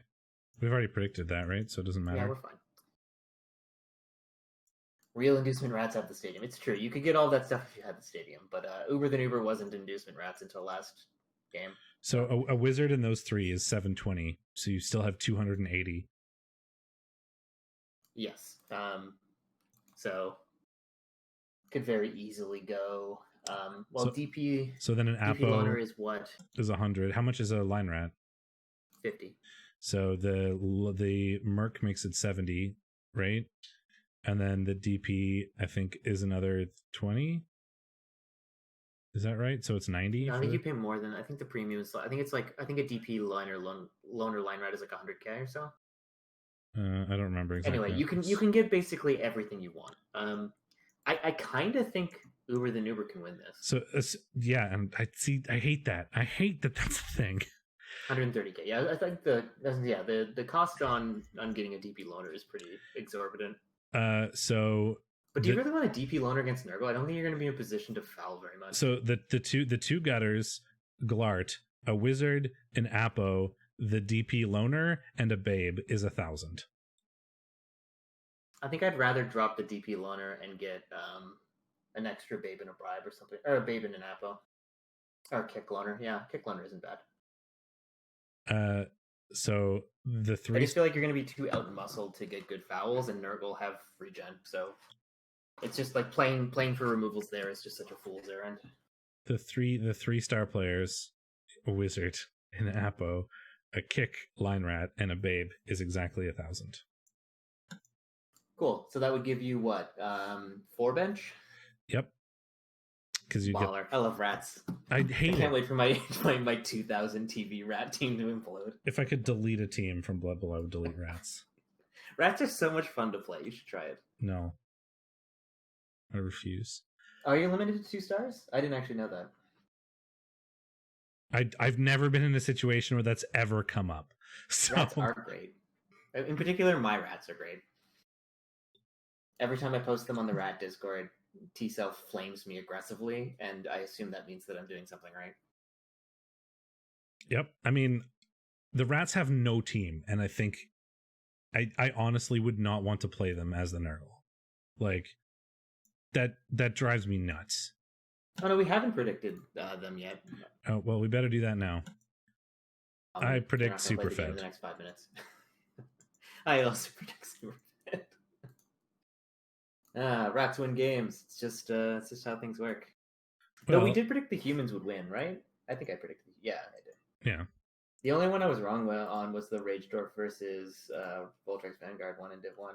Div 2 was way more of a crapshoot. I was 100% correct if you don't count the ties that occurred. There were 3 ties. All the ones that were not ties, I was right. Okay, well, we can move on to I mean, so Superfed, we just talked about Rats to death, so I don't want to go to it too much more, but the inducements are really good. He's also got a 1-turner, so he's got the inducements, plus he's got super gutter runners, right? Like the crazy recovery one, the really good sacker one, and the 1-turner one. Barbecue's Pit Crew, a lot of Mighty Blow piling on, but like frankly these players might as well not exist other than the LOS blocks, because they're just never going to do anything against Rats. He does have sure hands, but that Hobgoblin with just block is not going to have it's going to be very easily sacked, frankly. The big thing is the Bull Centaurs, strength 4, like this guy being a safety is really the thing that's going to make a huge difference here, I think. But I think Superfed is going to be able to, like, if there's only one player that he's really scared of in terms of what can do things, he can avoid it pretty well. And he'd just be able to use his inducements to win this game. Apparently, Wandering BME does not want me to talk about this game, which leads me to want to talk about it more. Oh, never mind, I'm in the wrong game. You're in the wrong game. I mean, I was like, Wandering BME is not in this game, so I don't know what he has against Onani and Clown Thulu. Let's actually just talk about him first, because he lost to Not for Science. Okay. You want to go to this one first? Not for Science and Wandering BME? Tanari round 2 immediately died. Oh, the Tanari. He's even named Tanari. It just died. I really enjoyed that. Strength plus on the wrestle dodge guard piece. Oof. It means he's dead too, or he should be, but it's Not for Science, so he's probably not dead. And Tend Fagor died. He was already armor busted or niggled or something like that, so it was only a matter of time, but that is a little unfortunate. I think I played this exact game against Fellows Coatadal where I killed the whole team and then lost anyway because I did something stupid, and he just scored with the one player that he had left. He did get 16 breaks into 11 removals, so definitely not bad. Mm-hmm. But he also took 4 Kaz. I mean, like, they just beat the shit out of each other, actually. Don't worry, BME. I also lost 1-0 to Not for Science after removing his whole team. It's more than one of us. Had this problem. Good news for BME is that he did get 2 Kaz on his non-Mighty Blow only Strength Beastman. So he's only a touchdown away from leveling, and that should be pretty doable. So you'll have a new Tend Fagor soon, and you won't take Tentacles on him. Because I don't think he wants it. I think he wants guard. Yep. I mean, Tentacles is great, but Tentacles on Strength 4 is a little bit less good than Strength 5. He's wondering, listening to my shade. No, he's not even in here. How dare he. So shall we go back to the match we were supposed to look at? Anani and have you seen Wandering's new thing? So everyone who doesn't know, Wandering BME is a REBBL admin and has been like... We finally hired someone who knows how to use computers. So we've stopped, running the college league on stone tablets, and that's been great. Theoretically, there's probably several people in the college league that know how to use computers. I think the more important combination is someone who knows how to use computers and is willing to actually do stuff. Yes, which Wandering BME seems willing to do so. But he has... I don't know how spoilery this is, so I won't go into details, but he's created a thing that will soon be used by casters, I believe. Yep. Have you seen it? I have. It's in the admin Discord. Yes. Of course I've seen it. I don't know if you've seen it. You don't read. No, that's true. I don't. Not Discords anyway. Yeah, I mean, I can theoretically code things, but I don't know. Like, I absolutely appreciate the Major Bytes and the Thomas T's and the Wandering BMEs of the world that do it as a profession and then are willing to do it in their spare time for their hobbies as well. Like literally the last thing I want to do when I stop working is more things that remind me of work. So I just couldn't do it. The parallels of a porn middle manager spreadsheet wizard and the person who runs the rookie college league, like my professional life and my personal life are indistinguishable. Oh, mine are incredibly different. No, like Tristan will just look at my screen and like it's just a spreadsheet and I'm like frantically alt tabbing and like moving stuff around. It's just like I have no idea if you're working right now. God, why do you not write things to make your spreadsheets do themselves? It's not a skill set I have. I mean, I could get it. I'm just lazy. See, exactly. That's how I feel about most things. Now I just tell other people to do it for me because that's the joys of being both like one of the lead admins and no longer like a senior or a team lead. Given the average technical skill and interest in chewing rocks at my company, I think I would always have a job. But I mean, I think I could probably automate a lot of my job and then pretend I didn't automate it, and I would be fine. There are people currently building a thing for. I don't want to go into too many details, but there are people currently building a thing for somebody like a higher level manager, basically, who spend most of their time asking me how to build it. So that's a thing. I mean, like my boss is a director, and like he gets paid 6 figures to forward my emails effectively. Like, welcome to companies. I once had a discussion with my VP where he's like, I don't really work with you. I don't see a lot of your work. I'm like, if you got an email from this person and it was a well-written email or contained a spreadsheet, it was directly from me. Can we finish this now? No, I'm bitching. I mean, sure. Commanders in Grief and Sterling Hornets. 1-0 for the Orcs, 44 blocks to 20. But they're, elves. 11 armor breaks, which is 3 Kaz and 1 KO is not a ton, but one of the Kaz was Jordal Freshbreeze, and another one was one of the catchers, so not like insignificant players for the high elves here. Orcs kind of ground up the field, had a billion guard that the high elves couldn't really do anything about, and then one scored, prevented the elves from scoring, and called it a day, I think. Seems pretty standard. I mean, Orcs are really good at just grinding these sort of elf teams into the pitch if they don't get the wizard or the break they need to take the ball away. Orcs can be just too reliable. They don't need a lot of dice to have this sort of a game. And this isn't even a team that has like a lot of stand firm yet. Well, I mean, it's got a 3. 3 is quite a bit. But I was talking about this recently in the Orc, or not with the Orc Discord, when I was talking to Chubstep about clan stuff, because I have a clan team that did very well this season. And it only has 2 Mighty Blow, but it doesn't matter because when it has like 7 guard and 4 stand firm, the ways in which your games can go wrong are very limited in that sense. Like, yeah, as long as your guard is well positioned and your opponent isn't rolling god dice, like it's just very tough for things to be hard for you. Like in a world where like claw Mighty Blow spam doesn't exist, which clan is that world. So yeah, frankly, it's too expensive in clan to really exist. So teams like Orcs, Undead do really well that way. Yeah, teams with like a lot of reliability, with like just very solid, clear like design paths. Dwarves do pretty well, but they're also expensive, which make them a bit harder. I mean, like you can beat dwarves also just by getting in their way. You can Orcs as well, but it's a little harder. Abysmal Cusp and Fragile and Limp, 1-1. Sort of how you would expect the blocking dice to go, like 55 to 18. 5 Kaz and 5 KOs suffered by the elves. Jesus, all of the good positionals got removed. Yeah, and but all badly hurts though. So Nurgle versus Dark Elves, this is basically how you get a tie, right? The Dark Elves couldn't score a second time before they didn't have any players left, and then that means it's a tie. Or they didn't score the second time before injuries started happening or whatever.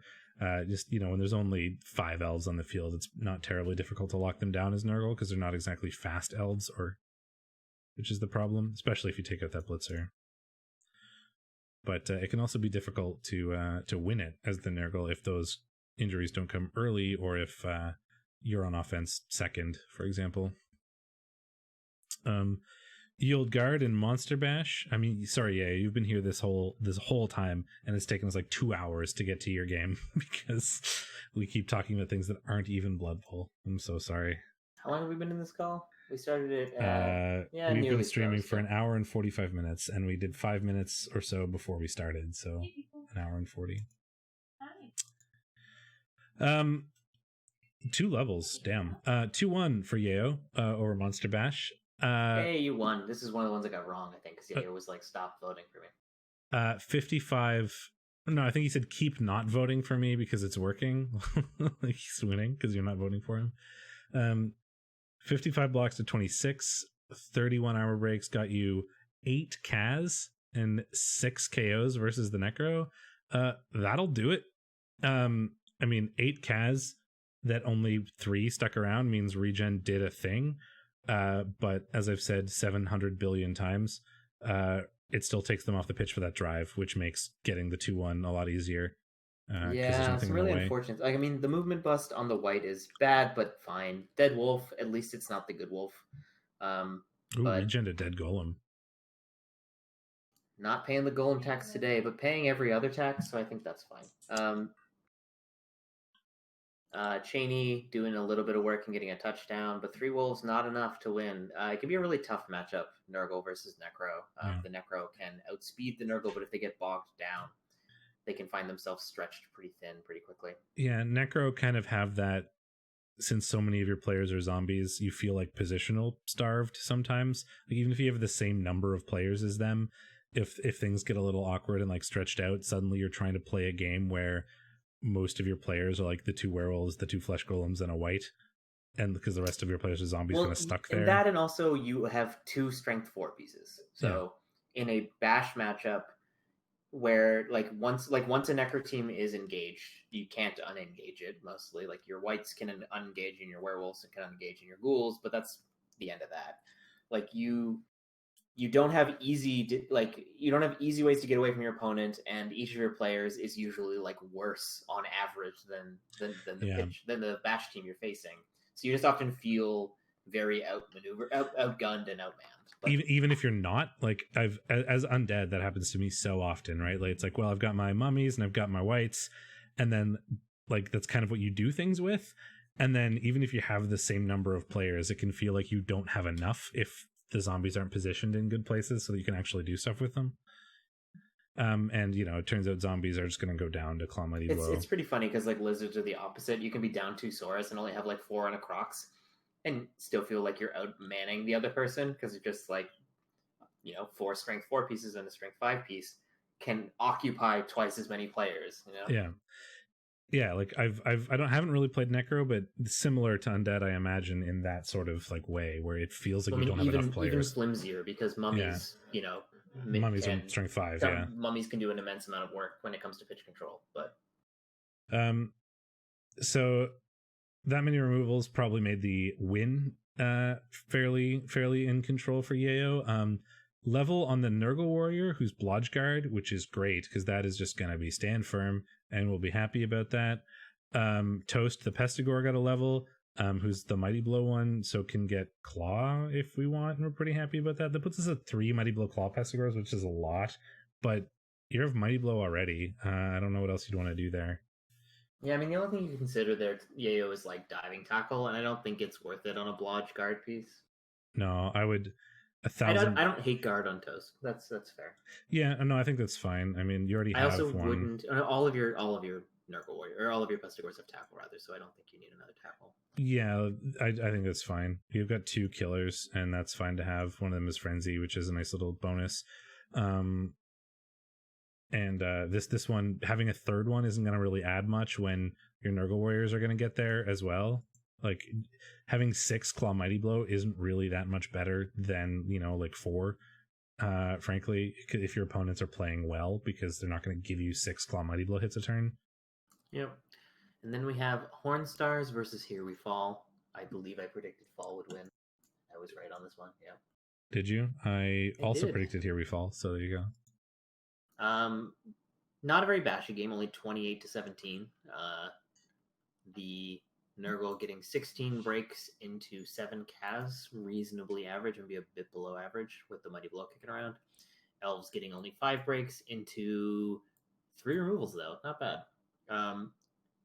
It's also... No, never mind. So, like, decent removals coming in against the Elves, but the Elves were still able to go up 2-1. Looks like the removals were mostly loners and a random lino. So, I mean, other than the MVP on the MNG'd lino, this is pretty much a perfect game for Fall. Yeah, it's certainly not bad. You know, the only MNG on a no, there's not even an MNG on a lino. There's a MNG, badly hurt. Sorry, the loner lino with got an MNG and. I mean, so yeah. The MVP part, yeah, certainly. But like the injuries don't matter. Even if you bought him, he would be MNG'd. I think that's how that works, right? They carry the injuries, I imagine. I think so. I don't know. I've just never really considered buying a player, so. No, if they get the MVP, I usually buy them, but. I don't think that's ever actually happened to me. I usually play teams where lino levels matter, so.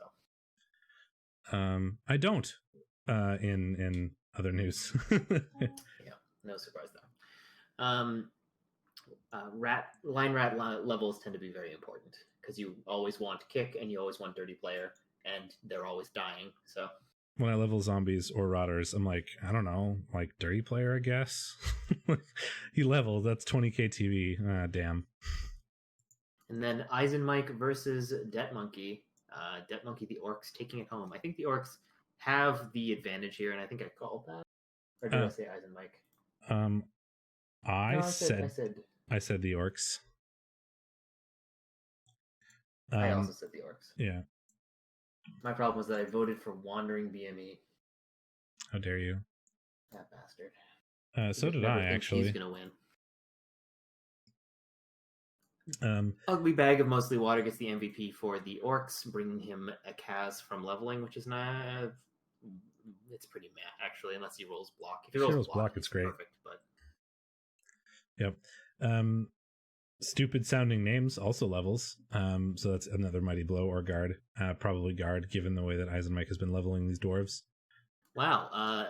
Debt Monkey 1-1-0 out blocking the dwarves, but only getting 8 breaks into 0 removals. So damn.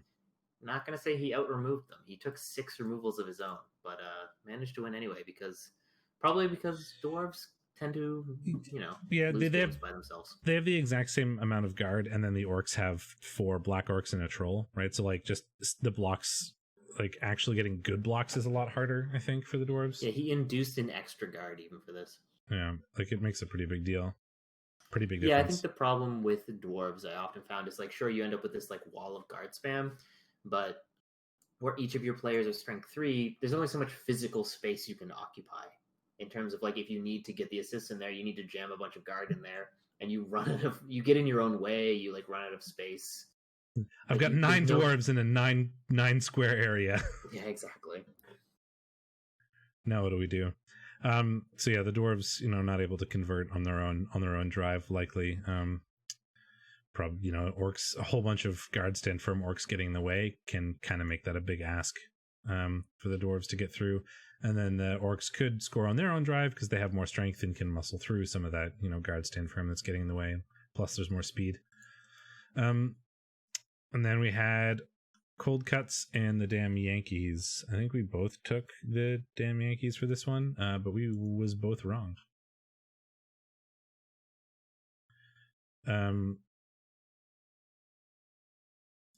27 blocks apiece, dead even, but the Cold Cuts got 19 armor breaks and the damn Yankees got 9 out of that, which is interesting, but not terribly unexpected, I think. That resulted in 8 KOs and 2 Kaz on the elves, and 2 KOs and 2 Kaz for the Chorfs. Well, I feel like that'll do it when most of the elves are just not on the field because there were 8 KOs. The Chorfs can kind of do whatever they want. And if those KOs didn't come back, well, What are the Dark Elves going to do? 2 levels on Liverwurst the Fourth and Kielbasa the Second for the Hobgoblins. That's the ball carrying one. Block and Sure Hands is what he already has. So I guess you're just kind of hoping for doubles or stats now. Kickoff return maybe if you don't. And then Kielbasa is just he's going to be wrestle or dirty player or something. Kick. Oh, I just didn't open this game for some reason. I was very confused as to what you were looking at. Oh. So this is the one that lost me a bunch of points because I voted for Trunk. 1 point? Lots. 1 is a bunch. I have 2, so... I see why you're a spreadsheet middle manager now. Listen. 1, it's so many! Yeah. Yeah, I mean, 8 KOs and 2 Kaz taken by the elves. It looks like they very quickly ran out of elves, given that 27 blocks into 19 breaks, yeah. Yeah, they just and then if those KOs don't come back, it's just a game that's over. Yes, and yeah, I mean, there was fouling going on for the elves even because it looks like there's an expulsion, so maybe things were over very quickly, and then Trunk was just like, all right, I'm just going to try to get stuff safe. Fuck this shit, I'm out. Yeah, it's got the look of that kind of a game. Okay, so that's the leaderboards now. We have Fragile and Limp in first with 2-1-0. And then tied for second, there are 4 teams at 2-0-1. Fall, Tech 19, Dead Monkey, and Trunkhead are all 2-0-1. Sole possession of third is A-Grain with 1-2-0, having not lost yet. Then a whole bunch of 1-1-1 teams. And unfortunately, Eisenmike and Mighty Mo are the 0-3s of the div so far. Hopefully things will turn around a bit for them. So week 4, Onania and BME. 2020 Orcs, 1790 Chaos. So this type of Orc team with all the guard, stand firm, block is scared of Claw Mighty Blow. Like that's the thing that makes them not win games. There are 2 on this team, but that's not a crazy amount. And with that much block, or with that much guard, I mean, it might actually be difficult to utilize that Claw Mighty Blow.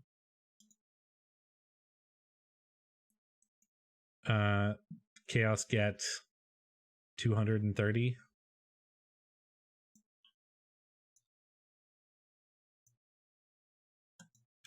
Let me pull this up.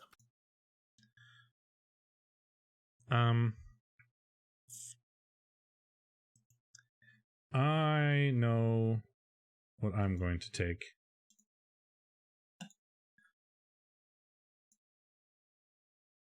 Orcs. Yep. That's what I took. I mean, it's like that those orcs hate Claw Mighty Blow, but there's 2, but like I think they're just gonna have a hard time utilizing it. They're gonna get bullied by so much guard, stand firm, block. Yeah. And then we have High Elves in Fall, who has been doing pretty well, right? I'm gonna pull up make sure I have the standings next to me because that makes a lot of difference. Yeah, he's doing extremely well. Mm-hmm. No, he's 2-0-1, so decent. I mean, he's tied for second.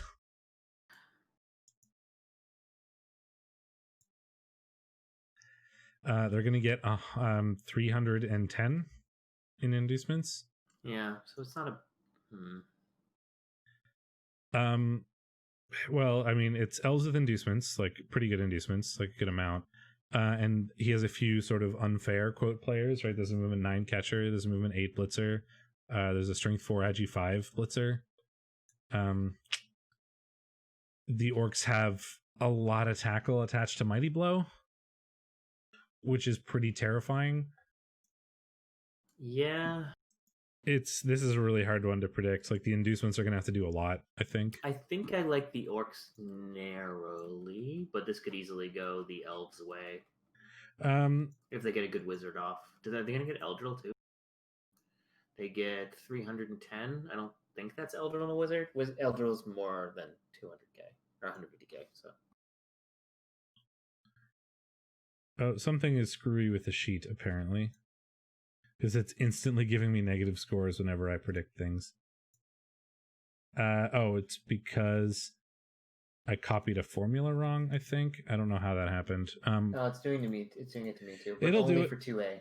it'll do it for everybody. It's because I broke some copy paste somewhere. Because it's not pulling one from the master. No, it's not, which is what it needs to do. It's got the same score formula. I'll have to go through and fix that for people. Or it'll continue to do that. I don't know why. It didn't exist like that last season, and all I did this season was copy the sheet and change the names. So I don't know why that formula is weird, but whatever. It should be okay. I'll have to fix that for other people, and I'll probably forget. Poke me on Discord if I haven't edited your sheet, and I'll fix it. Yeah, I think I want to believe in.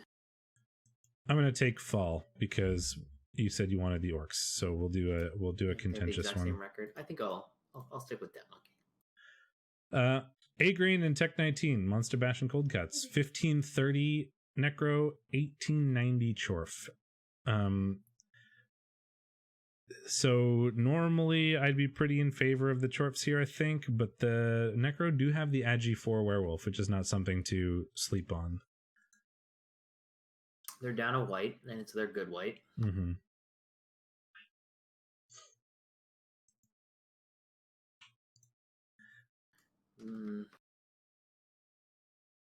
They're going to get Cheney. They're going to get a wizard. Yeah, I like the Necro. And they have a huge, they have a pretty big bench, so they'll be able to, like, just chuck zombies at the Claw Mighty Blow of the Chorfs. I think that the Necro have a pretty good shot at this one, I think. But we've predicted so much the same. Do we have a contentious back in Div 1? I don't think so. Whoops. No. Okay, well, I'll take one here. I'll take the Chorfs, but this is the pick where I'm going to say, why did I do that next week? Dark Elves and Dark Elves, the Dark Elf Mirror. This will be interesting. Yeah, I think we'll watch this next week. Oh, no, we already watched. Well, we haven't watched, I don't think we've ever watched Logos Many, so. I don't think so. I think a Dark Elf Mirror is an interesting one. I'll mark it as a possibility to remind us to look at next week. So they both have Palm Blitzers. Well, one of them's a Blitzer, one of them's a Lino, but same difference. They're actually the exact same skill set. Damn Yankees are going to get 70k or 60k. But Logos Manis is 10k cheaper because it's a Lino and not a Blitzer. Though that also means it's one slower. It's one slower, so Trunk gets one extra movement for 10k, which is definitely worth it, and the opportunity for another level. Dark Elf Linos are not cheap, it turns out. He's also got a strength for Blodge Step Tackle Blitzer.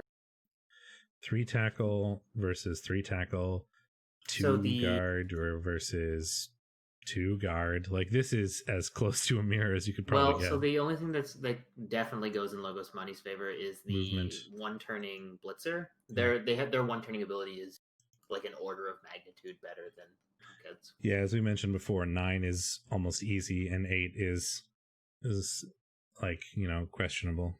And I mean, he'd be doing it on a movement 8, no skill, Agi 4 piece, so yeah. Not be simple. I'm gonna take Logo on the fact, like, on that pushes a little bit in his favor, and I mean, frankly, just on the records right now. I mean, this is the type of thing that I would just rely on leaderboards, and Logo's in first place right now, so I'll take that. Oh, he is. Good point.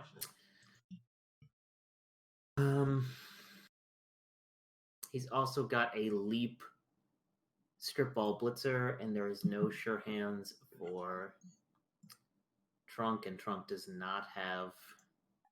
Well, I mean, I'm just gonna take Trunk then because it's fun, and we'll have a contentious pick, and we're gonna watch this game. Now we have 3. Are we? Probably. We're probably gonna watch that game. Yeah. That seems reasonable. Unless it's like a 3-0 blowout for one team. I've marked it as one to look at, and I'm probably gonna forget why I marked it when we come up to what game are we gonna watch next week, because I forget everything I say about 15 seconds after I say it. But I have made a note in the spreadsheet, and I'll just forget what that note is for. Then we have Pro Elves versus Dwarves. Pretty even. The Pro Elves get a Babe, but that's it. Yep.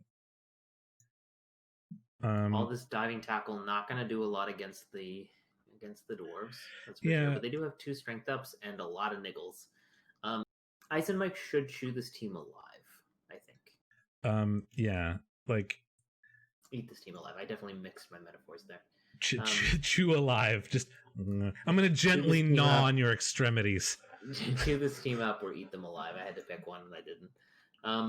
So I mean, there's an armor 6 niggled strength 4 piece, which is just going to be the biggest target for a Troll Slayer Blitz I have ever seen. Yeah.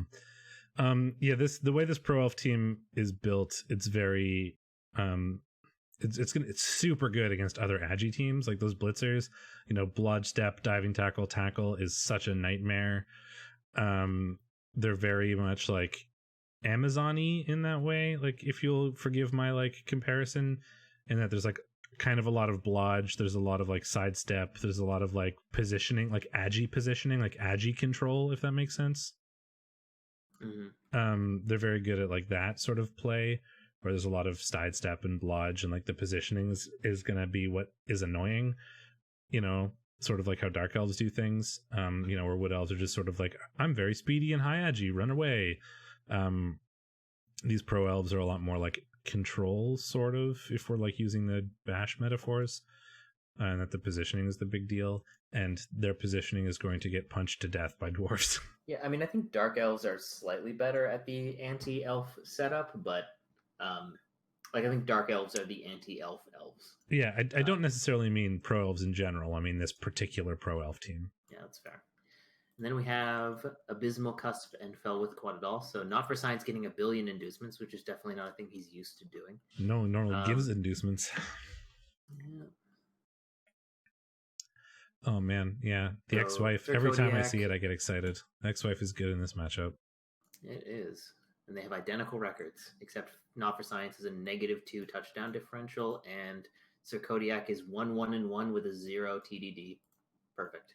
That is everything in balance. Yeah. But that is Nurgle, like 0 touchdown differential, 1-1-1. Welcome to playing Nurgle. Enjoy. The ex-wife is going to be good, but everything else about his team is not amazing. I mean, Biogenic Revolution is good, but his movement busted.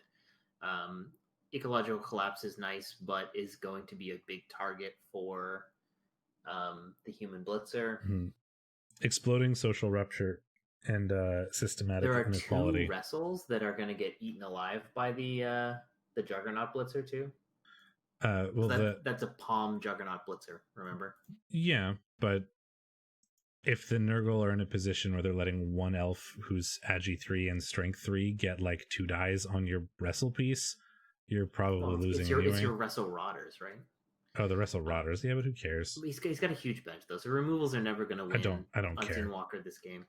And by Unseen Walker, you mean Not for Science. I do. You're right. Very different coaches. I don't know. What do you want to do? It's hard to predict against Not for Science, just because every time I think I know something about how that team works, I'm wrong. But if I were that Nurgle team, I would not be terribly worried about the match that I'm about to play, which makes me think that I want to take the Nurgle here. Like, there are teams that I would choose that I would be more unhappy about. I pick Not for Science based on the inducements. Yeah. I mean, if you were to give me a Nurgle team and say play Fellows Quadadal or the 900 or like the 900 TV rats with 1,000 inducements, I would rather play this elf team. That's fair. I mean, I think rats have the best inducements in the game. So with the exception of like lizards with exactly 250k or exactly 400k. Like there are points at which, like, if you are a like 1600 TV lizard team and you're playing any team that is like 250 above you or 400 above you, with the exception of maybe like a 400 above you kill Nurgle team, you're pretty good. You're having a good time. Which I guess, like most of the teams that would be 400 above you are kill Nurgle teams. So maybe this is a moot point. So it's 1970 Nurgle versus 1960 Chaos. That's a match. I mean, that's a game you usually expect to go for the Nurgle. I mean, you'd think. I mean, this is the game that you'd expect to end up 1-1, frankly. Yes, I mean, so the Nurgle have one bench. I'm gonna go Yayo on this. 1, 2, 3, 4, 5, 6, 7. So they both have one bench. Normally the things that Nurgle have that Chaos don't are bigger benches. It's like more longevity. Yayo can also buy another bench or ditch his cash so that he doesn't give a Babe to the Hornstars. I would probably buy a Rotter because that's actually tough. I think like the Babe is so big in this matchup, though. You'll be buying a Rotter, okay? I'd rather have a Rotter. I mean, you guys should murder each other, which means you probably won't. Like the way you win this is by having more players you don't care about than they do, right? He has 3 Beastmen exactly that he doesn't care about, and then after that, any hit you make is significantly reducing the ability of the Chaos to do things. Whereas the Nurgle, with the more Rotters you have, the longer that process takes. So there's 3 Claw Mighty Blow, 1, 2, 3, 4, 5 guard for the Nurgle. There's 1, 2, 3, 4, 5 guard for the Chaos, and 5 Claw Mighty Blow? 4 Claw Mighty Blow. It's a hell of a mirror. Yeah. That's real hard to pick. I wouldn't be surprised. Like the Chaos do have the Agi advantage at least. I don't know, but I'm gonna pick Yayo. I'm going to too. And just because I have to pick a team, right? Like I think this is going to be a 1-1 tie or a 0-0 tie, where both teams beat each other up. But if a team wins, it's probably going to be the Nurgle because of Rotters, because of regen, because of foul appearance. Did we already look at the leaderboard? Yeah, we did. We did. It's a shame. We could just scroll just slightly down and seen someone there. Hooray. You could also see something garbage if we scroll even down further. Where is it? Have you won a game yet? No. I swear all of them are not my fault. Like literally all of them are not my fault. Man, we have to scroll down far to find you. Yeah, I'm 12th in 3B because I'm 0-1-2. I didn't tie my last game because I failed a GFI, and I failed a 1 in 36 pickup where the scatter then bounced off a player, off another player, and into a place where the elves could just get it for free. Like a 1 in 36 failed pickup followed by a garbage scatter. And then me failing a GFI. The week before, I got out armor broken by lizards. Here it is. Look, 11-9. I got 2 Kaz. Both of those Kaz came on turn 16 line blocks. I swear these have not been entirely my fault. It's been absolute garbage. Anyway, let's finally bring up the scoreboard. That was a pretty long one by our standards. It was. We spent a lot of time talking about things that weren't Blood Bowl. Because I'm drinking and you're drinking and we're having fun. Yes. Oh God, I needed fun. My last 2 weeks have been so bad. Sorry, buddy. You're overdue a visit. But I can't legally visit you. So. No, you cannot. Here's your 3-second warning before I pull up the spreadsheet that's very bright and white. Enjoy. 3, 2, 1. Boink. BME is annihilating everybody. Just crushing us. Barely crushing me in Div 1, but crushing everybody by... He has more points than everyone else put together in Div 2. I mean, everyone else put together is barely positive in Div 2. that's accurate. So BME is winning very significantly overall. I am in second. You are in second last. Not last though. Who's last? Locust. Cheese. It's Locust. She's not predicting the season. But yeah, I mean, you are beating me in Div 2. I'm beating you in Div 1, but I'm beating you in Div 1 by a pretty significant margin, which is the reason why I'm higher. So there you go. Let's bring up the title screen. There we go. I remember what button to push.